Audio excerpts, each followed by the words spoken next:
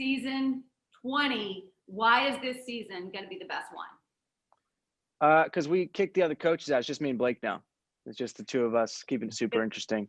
The two best coaches, obviously. I am speaking for Kelly if I need to.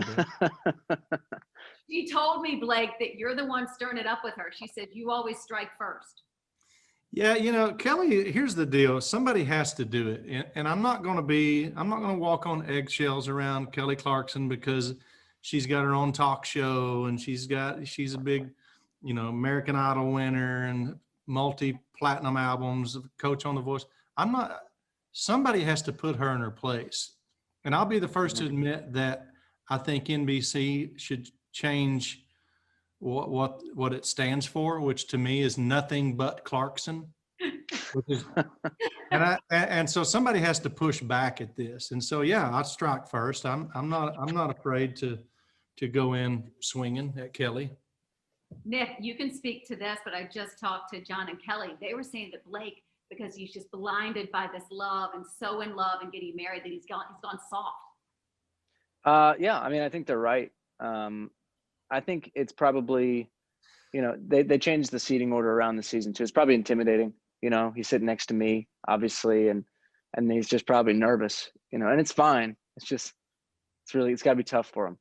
I have to practice with this. I have conversations with this, like trying to think of how I'm going to approach Nick and what we're going to talk about. He's my favorite Jonas brother, all that stuff, you know, to say all the right things to him. I talk to this every night. Is Adam, you know, it's funny, going to be jealous of this duo right here?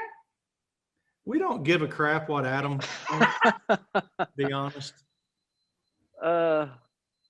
Yeah, I mean, I will say something that's been funny is that, you know, we obviously give each other a lot of word I can't say on TV, which is just all in good fun and lighthearted. We obviously really like each other, and that goes for all the coaches. But Blake has some like very, very passionate fans on Twitter who I don't think know that we're joking with each other. So they've really come at me in protection of their hero, Blake. It's quite funny. Like, they're like, young man, you're being so rude, young man. I'm like, we're joking. And Blake, do you stoke that fire right there?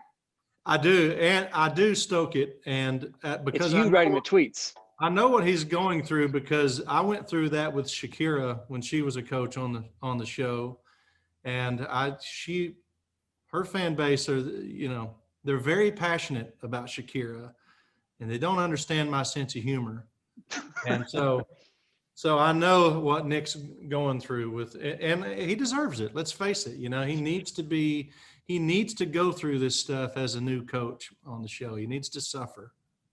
I like this friendship that's happening right here. Nick, any advice for Blake with his upcoming wedding? Because yours was a marathon, not a sprint. Yeah, I mean, ours is very different, obviously, because it's an Indian wedding and there are multiple events and things. I don't anticipate Blake and Gwen having an Indian wedding, but if you did, I'm sure it'd be a lot of fun. I don't know. I don't have any advice. It's to each his own, you know, and to each their own. And I'm sure it'll be amazing. But Blake, you know, do your thing, have fun. We're marriage cheap.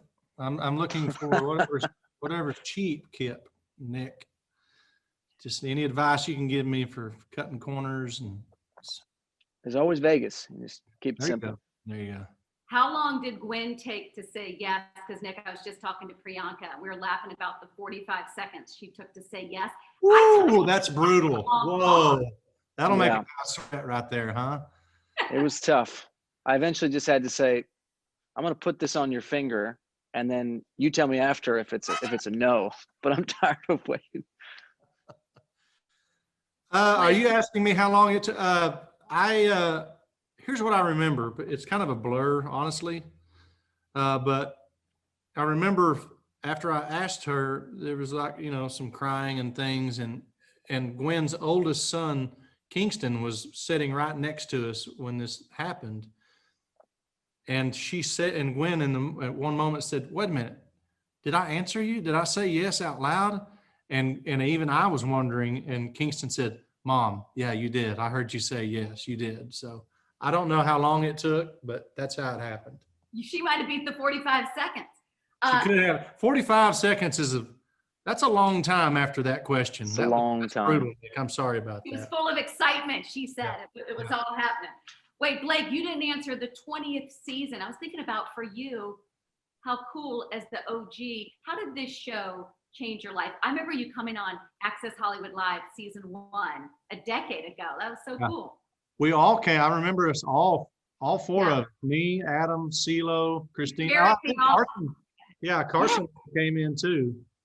That was my party days whenever, I couldn't believe that I was on a TV show in Hollywood. Like, what the hell? I was just a country singer a month before that. It's been crazy. It's my life, my personal life, everything's kind of just been shaken up. It's just been flipped inside out.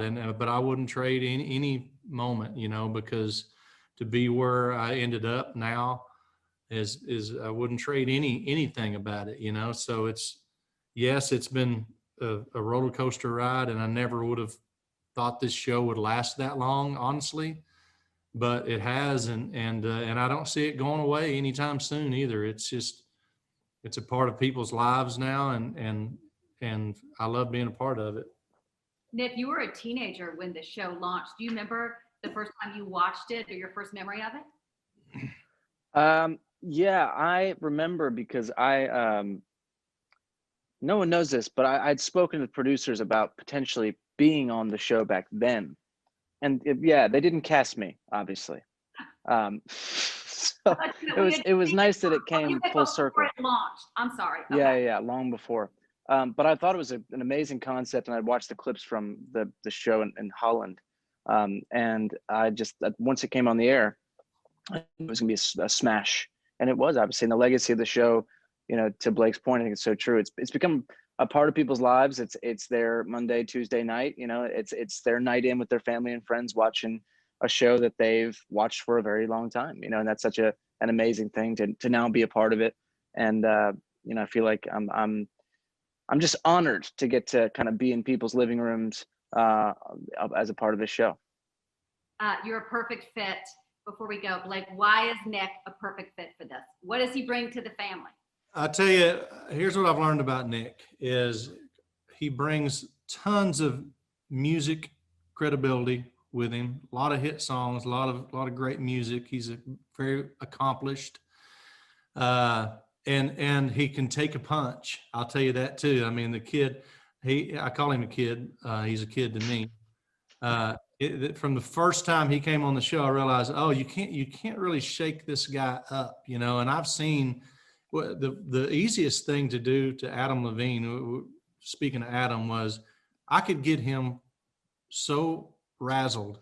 So it was unbelievable. And Nick is like a stone wall. And obviously it's probably growing up, with his brothers and he's just, you learn you can take it, I guess, after a while. And so I'm very impressed with his ability to not only take it, but now that he's on his second season, his ability to give it also. And you'll see when the show starts airing, he comes out, he knows now you got to come out swing. You don't wait until the first punch is thrown.